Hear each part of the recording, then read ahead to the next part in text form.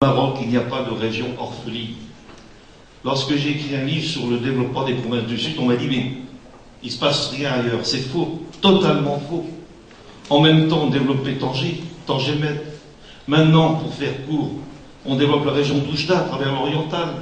Il y a la rocade méditerranéenne qui est en train de se créer, programme d'infrastructure considérable.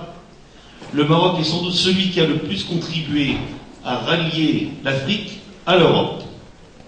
Et là encore, par les voies maritimes, par les voies routières, par les voies aériennes.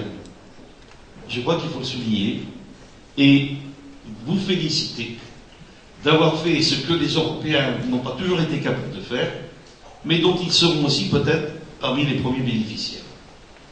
Donc je voudrais dire ceci et dire surtout à tous les jeunes qui sont ici, un double message. Un message de fierté et un message d'espérance. Moi, j'ai la chance d'avoir des étudiants d'HEC, et je voudrais savoir 2 ou 3 qui sont ici aujourd'hui, et leur dire, oui, effectivement, bien, n'oubliez pas, non pas le Maroc, n'oubliez pas la France, quand vous retournerez travailler avec le Maroc. Parce que...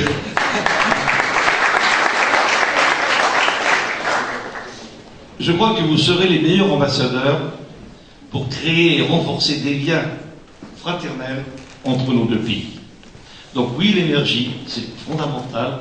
Ça permettra au Maroc de réduire sa facture énergétique, mais on nous l'oublie aussi de vendre de l'électricité à l'Europe. Et ça encore, c'est pas connu. Mais le programme d'énergie durable porte aussi sur une option d'exportation. Et je voudrais enfin, pour terminer sur cette question, insister sur un élément aussi dont je n'ai pas entendu parler pendant les différentes interventions. Je crois que le Maroc a une image tout à fait fausse d'absence de développement durable, est un leader actuel de l'Afrique en matière de développement durable. Alors qu'on a l'image de Casablanca. Mais il faut oublier l'image de Casablanca. Il faut savoir tous les efforts qui sont faits actuellement depuis 10 ans sur les énergies renouvelables, mais aussi sur le développement durable. Et ça fait partie tout à fait du programme d'énergie renouvelable. Voilà ce que je voulais dire.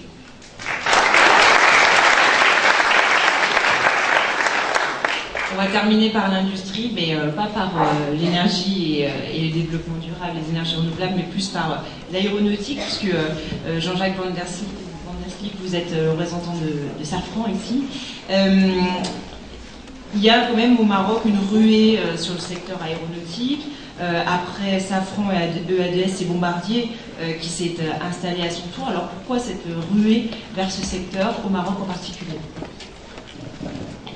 Je pense que ça correspond certainement d'abord à une vision stratégique de Sa Majesté, Mohamed VI, pour le développement de son pays. Je pense que ça passe d'abord par là. Vous parliez, Monsieur le ministre, de feuille de route, bonne ou mauvaise, mais l'axe est engagé. L'autre aspect, c'est peut-être tout l'ouverture économique et le plan de modernisation engagé qui offre un balisage stratégique relativement fort. Ça, c'est un deuxième point. Les différents plans émergence, notamment aéronautiques. Et puis je peux me permettre peut-être de saluer, Monsieur le ministre, votre prédécesseur, Monsieur Chami, qui a eu là aussi une vision importante, et y compris Monsieur Hamid Ben Brahim Al-Andalousi, qui a porté les fonds baptismaux de l'implantation de Safran au Maroc à partir de 99.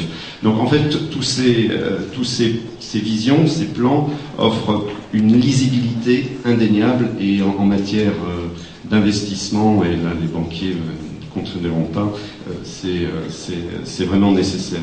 Alors Safran au Maroc, donc nous sommes implantés sur nos trois activités, aéronautique, défense et sécurité.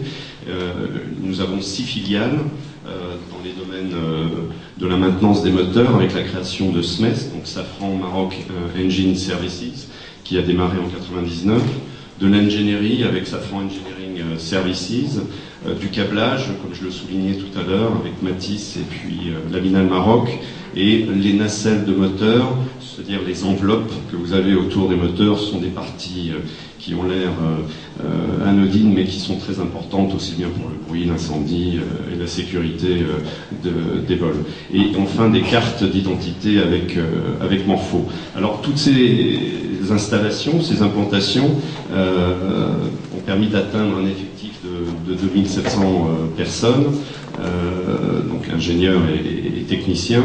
Alors nous sommes essentiellement implantés sur le pôle de Casablanca, donc Noissaire, qui effectivement permet de couvrir un large spectre de tous nos métiers. Mais ce qui est intéressant, c'est qu'une industrie ne peut pas se développer seule. Il y a besoin d'un biotope, et peut-être là, il y a des lignes de force pour vous, puisqu'on demande à certains jeunes d'être entrepreneurs. Il y a effectivement peut-être des pistes à creuser. Donc l'emploi des jeunes pour nous est très très important. La moyenne d'âge est de 29 ans. Par contre, il y a une dimension de féminisation, comme je le disais tout à l'heure, relativement forte, et c'est la seule au monde en ce qui nous concerne, puisqu'il y a 70% de l'ensemble du personnel est féminin, et l'encadrement, encore une fois, est de 35%. Mais ce qui est intéressant, c'est effectivement le cœur du métier, parce qu'au-delà des affaires, c'est avant tout des hommes et des femmes, et des femmes et des hommes. Et le groupe Safran, avec l'aide des autorités, a créé récemment, et avec l'IUMM et le GIMAS, un centre de formation, l'IMA, l'Institut des métiers de l'aéronautique. Alors c'est effectivement géré par le GIMAS, mais nous y avons fortement contribué. Nous avons récemment nommé donc l'adjoint à cette structure, et y compris avec l'idée de prendre en charge la direction des études. Alors ce centre a été ouvert en mai 2011 par Sa Majesté. Il a formé 250 techniciens et a pour objectif, donc dans des formations aussi bien ab initio qu'en middle management, de former 800 personnes à l'horizon 2014. Bon, ce qui est intéressant maintenant pour Safran, c'est surtout peut-être d'utiliser et d'arriver à une phase que j'appellerais peut-être de take-off, et c'est la page que nous allons écrire, Monsieur le Ministre, pour effectivement se servir du Maroc comme plateforme de réexportation. Et ça, c'est quelque chose qui est